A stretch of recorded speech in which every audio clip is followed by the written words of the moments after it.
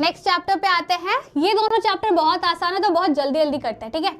His first flight and the black aeroplane, ये बहुत जल्दी जल्दी करेंगे। हार्बर मतलब पोर्ट होता है ना, जहाँ पे बड़े बड़े जहाज आते हैं, शिपिंग होती है जहाज़ों की, इतने इतने लगेजेस आते हैं जाते हैं। या टाइटैनिक भी एक हार्बर में था, वो एक पोर्ट एरिया होता है ना, बड़े बड़े जहाज जहाँ आते हैं, वही होता है हार्बर का मीनिंग, पोर्ट एरिया जहाँ बड़े बड़े शिप्स आते हैं, रुकते हैं। चलो अभी नहीं, एक किताब खत्म होने दो, एक टेक्स्ट बुक खत्म होगा, फिर मैं थोड़ा सा एक छोटा सा ब्रेक दूंगी, ठीक है। हिज फर्स्ट फ्लाइट, ये कहानी एक छोटे से सीगल पंछी बनू उड़ती फिरू के बारे में है, ठीक है। एक छोटा सा बेबी सीगल है जिसको उड़ने से बहुत डर लगता है, बिकॉज उसे लगता है कि मेरा बॉडी इतना गोलू मोलू सा है, मैं इतना क्यूट सा बच्चा हूँ, मेरे पंख इतने छोटू से है, शायद मेरा पंख मेरे बॉडी का वेट ना ले पाए, तो मैं उड़ने जाऊँ उसके जगह मैं नीचे ही गिर जाऊँगा और मर जाऊँगा, उससे अच्छा मैं नहीं उड़ूँ। तो उसे डर लगता था कि नहीं नहीं, I don't want to fly because I might fall and die. हाँ बताओ सत्येंद्र। चलो, so the young seagull was alone on his ledge, afraid to fly even after his two brothers and sister had already flown away. He believed his wings would never support him and ran back to his hole. तो पूरा seagull family जो था, mummy papa और भाई बहन, सारे लोग एकदम कैसे बोलूँ मैं, टू मेक इट ईजियर, मम्मी पापा सिखा रहे थे बच्चों को कि कैसे उड़ते हैं। भाई बहन लोग उड़ने लगे, लेकिन ये जो बेबी सीगल है इसको बहुत डर लगता था कि नहीं भाई, मैं गिर के मर जाऊंगा, मुझे नहीं उड़ना। वो जब भी उड़ने का क्लास होता था वो भाग के अपने घर के अंदर चला जाता था। His parents had come calling to him shrilly, scolding him, threatening him to let him starve unless he flew. अब जैसे हमारे मम्मी पापा होते हैं, ये यूनिवर्सल है, ठीक है। इंसान हो, जानवर हो, बर्ड्स हो, हर किसी के मम्मी पापा के तरह ही होते हैं। साम दाम दंड भेद ये उनको आता है कि प्यार से बोले, डांट के बोले, मार के बोले, लालच दिखा के बोले, कुछ ना कुछ करके तो वो अपना काम निकाल ही लेंगे।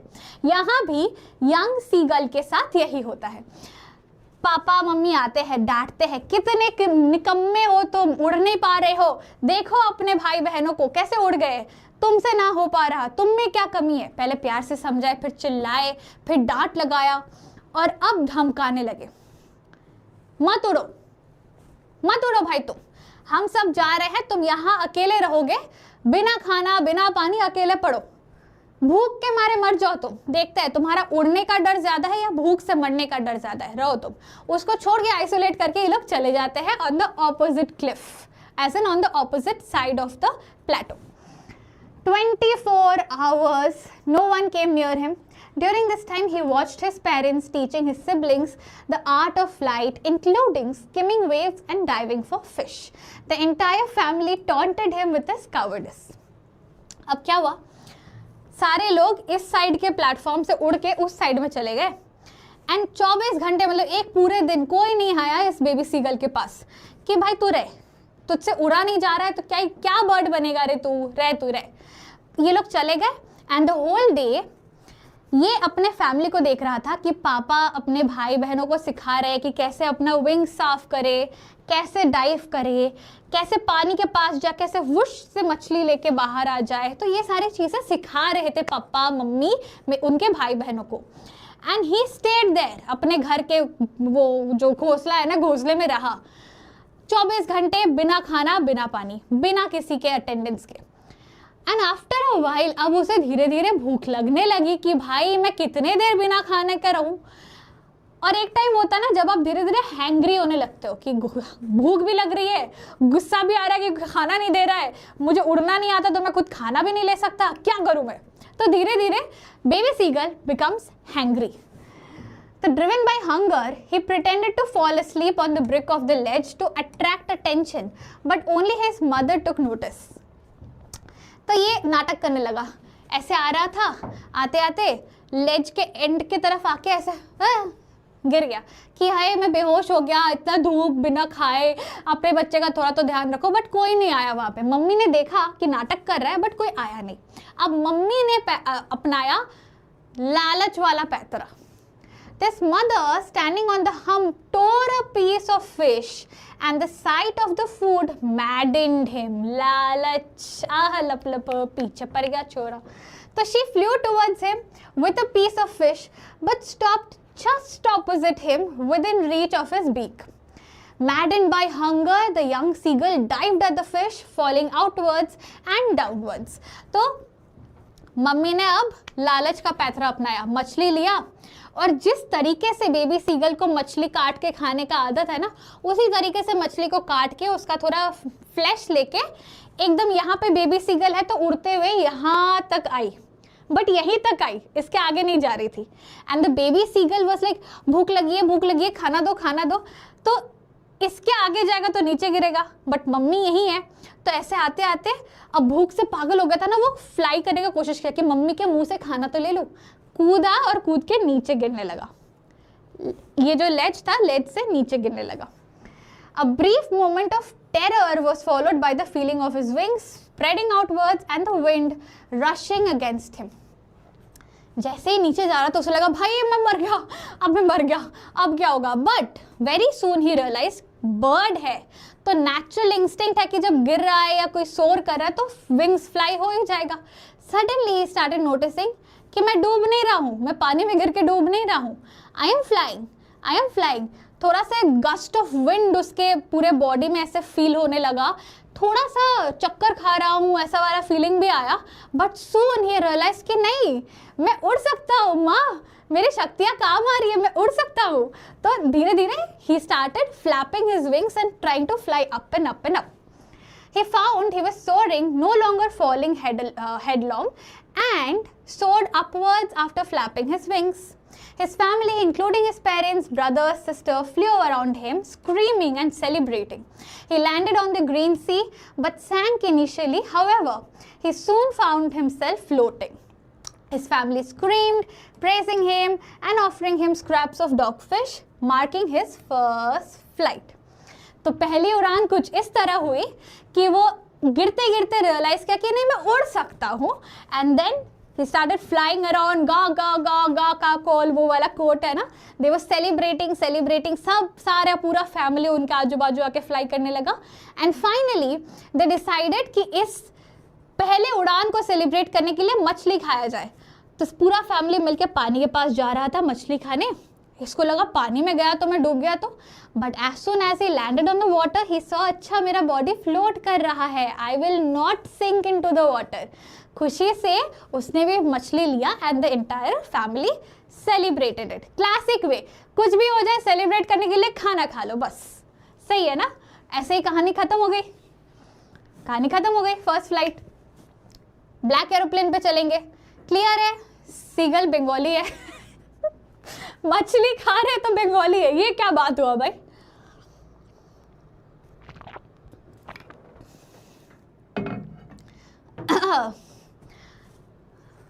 आप ग्रामर कब पढ़ाएंगी? फ्लो चलेगा ना, पहले लिटरेचर पूरा खत्म होगा विद क्वेश्चन आंसर्स, फिर ग्रामर, फिर writing skills. Second segment is grammar. चलो, वाई अनिल है, अनिल का कहाँ बोला मैंने भाई. Break doubt, is there any metaphorical meaning of this chapter. इसका नहीं, इतना स्ट्रेस भी मत लिया करो. The child experiencing loss earlier, वो बच्चा बॉल पोम का नहीं, उसने पहली बार लॉस एक्सपीरियंस किया, इसीलिए तो इतना टेरराइज था ना. कर्वेटिंग मतलब ऐसा मूव करने का, एक मूवमेंट का एक वर्ड है वो. चलो नेक्स्ट चैप्टर पे चलते हैं. बंगाली में कुछ बोल दो. আমি চাই তোমরা সবাই খুব ভালো করে পড়াশোনা করো আর খুব ভালো মার্কস আনো. चलो ब्लैक एरोप्लेन पे आते हैं. बहुत छोटू सा है. कहानी का नाम है ब्लैक एरोप्लेन, बट मैंने व्हाइट एरोप्लेन लगाया है. तो the story is about a pilot who is flying his old Dakota plane from France to England.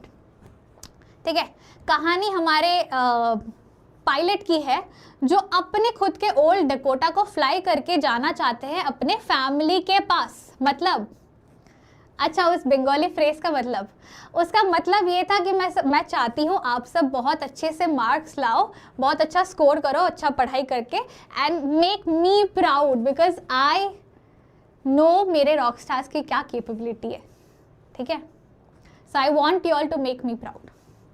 चलो तो ये जो कहानी है, this story is about a pilot जो डिसाइड करते हैं कि मुझे नेक्स्ट मॉर्निंग अपना ब्रेकफास्ट अपने फैमिली के साथ करना है। दस ही डिसाइड्स कि आज की रात फ्लाई करूँगा मैं, ठीक है, फ्लाई करके जाऊँगा अपने फैमिली के पास। I will go to England, I will meet my family early in the morning and साथ में हम इंग्लिश ब्रेकफास्ट खाएंगे। तो he decides to fly his old Dakota. अब जब आप रात में फ्लाई करते हो, आपको वेदर कंडीशंस चेक करना बहुत ज़रूरी होता है कि स्टॉर्मी वेदर है या क्लियर स्काई है। मैं फ्लाई करूँ तो will it be a comfortable journey और नॉट। तो उस दिन का it was a clear night sky and चांद, मतलब एकदम क्लियर स्काई था, चांद दिख रहा था, तारे दिख रहे थे। तो ही वॉज लाइक आज एक आइडियल डे है, चलते। It is a clear night and he looks forward to reaching home in time for breakfast with his family. ये important है क्योंकि एक छोटा सा क्वेश्चन बन सकता है एक्सट्रैक्ट बेस्ड क्वेश्चंस में कि वो क्यों जा रहे थे, what was his मुद्दा, agenda for going to England.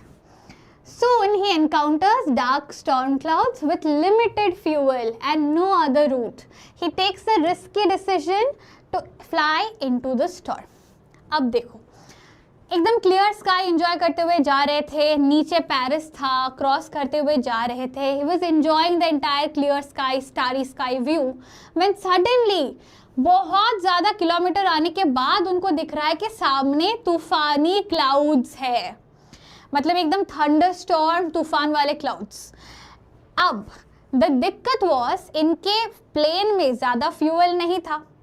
तो एक ऑप्शन हो सकता है, अगर फ्यूल ज़्यादा होता है तो आप स्टॉर्म क्लाउड्स के ऊपर से फ्लाई करके जाओ, उसके लिए ज़्यादा फ्यूल लगता है जो इनके पास है नहीं।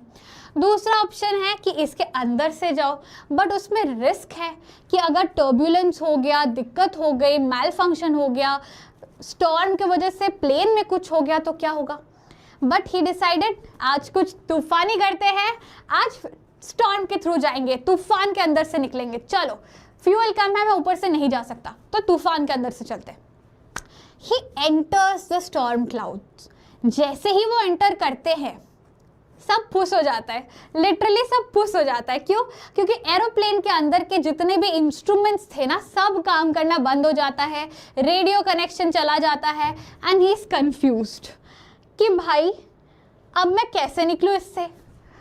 तो entering the storm, he loses visibility and all his instruments start malfunctioning.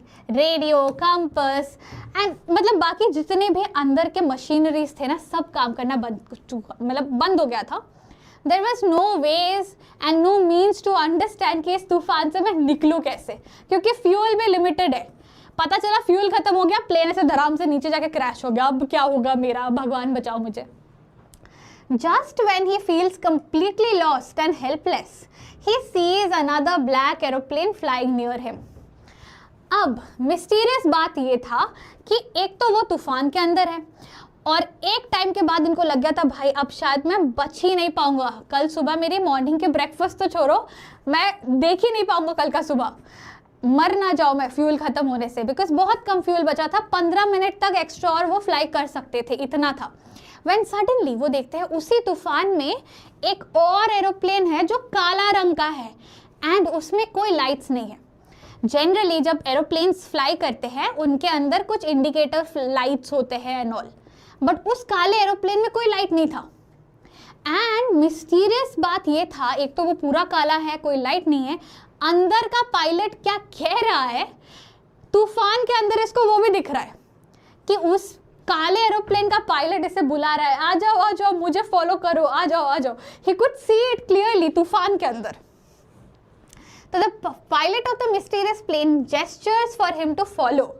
He follows the black aeroplane which safely guides him out of the storm and to an airport runway. After he lands, he asks about the other plane and he is shocked to learn that no other aircraft had been flying that night and only his plane appeared on the radar. तो obvious सी बात है, उसको समझ नहीं आता है कि भाई जिसने मुझे गाइड करके एक रनवे पे उतारा, मुझे इस स्टॉर्म क्लाउड से निकाला जिंदा बिना किसी एक्सीडेंट एंड प्रॉब्लम के, वो कौन था? Who was it? What was that aeroplane? वो कौन था? Was it a mental imagination? या कोई भूत था या कोई सच में था? What was it all about? वो एक मिस्ट्री रहेगा, क्योंकि जब वो स्टॉर्म क्लाउड से नेविगेट करते हुए निकले, ही सॉ कि एक रनवे है. He was very happy and satisfied कि चलो मैं बच गया. रनवे पे लैंड किया, लैंड करके देखा कि यहाँ कोई दिख नहीं रहा है, तो क्या वो ब्लैक एरोप्लेन मुझे लैंड करवा के वहीं से निकल गया रनवे से? तो he goes to the airport authority and वहाँ पे पूछते हैं कि भाई दूसरा फ्लाइट कौन सा था, पायलट कौन है, बताओ ज़रा, मुझे बात करना है. And this lady who was in the airport authority, she was like, PV के आए हो क्या? क्या पागल हो गए हो क्या? कोई नहीं था उस स्टॉर्म में, सिर्फ तुम थे, सिर्फ तुम्हारा प्लेन था जो आज रात इस तूफान के बीच से गुजर रहा था. There is no other flight. And that is how with this mystery this chapter ends. ऐसे चैप्टर को ना हम ओपन एंडेड कहते हैं. आप इसे आंसर फ्रेमिंग में लॉन्ग आंसर के लिए कहीं पे सूटेबल हो तो यूज कर सकते हो, कि इसे ओपन एंडेड कहते हैं ऐसे चैप्टर्स को जिसमें नरेटर चाहते हैं या राइटर चाहते हैं कि हम हमारे हिसाब से एक एंडिंग प्रस्तुत कर सके. ठीक है, ठीक है. अब एक चीज आप लोग के ऊपर है कि क्या वो भूत था, क्या वो उनके माइंड का टेक्निकल पार्ट था कि उन्होंने खुद को ही अपने माइंड को सोचा कहीं और से अगर गाइड कर रहा होता तो कैसे गाइड कर रहा होता, अपना इनर कॉन्शियस ने ही उनको खुद को गाइड किया, या भूत था या कोई सच में था. That is up to you, आपका ओपन इमेजिनेशन है. ठीक है. How is hunger nature strongest motivator? इसमें दोनों पार्ट का कुछ है या सिर्फ एक पार्ट का? नहीं, सिर्फ एक पार्ट का. माई पर्पल वर्ल्ड सिर्फ एक पार्ट का है. Good parenting of seagull, seagull plus Amanda, competency based question आता है इस चीज का. सीगल के साथ अमांडा का, दोनों का चैप्टर कंपेयर करके पेरेंटिंग के क्वेश्चंस बनते हैं जो हम लाएंगे, डोंट वरी.